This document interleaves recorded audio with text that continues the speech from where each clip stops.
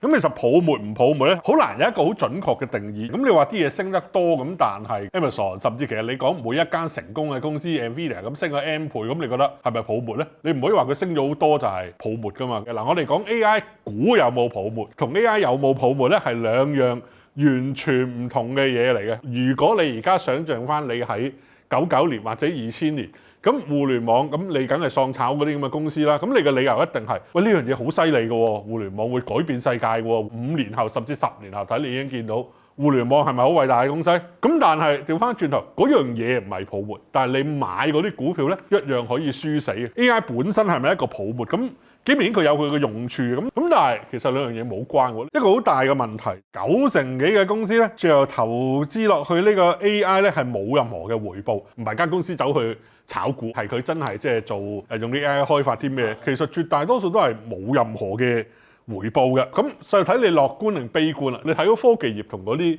股票唔會大跌，同埋你唔會輸到撲街，呢個係3件唔同嘅嘢嚟嘅。請你 like、subscribe 同埋 share 我哋嘅 channel。想同我哋一齊學習嘅朋友，請加入我哋嘅 YouTube 同埋 Patreon 嘅會員。活像18，想像80，會80。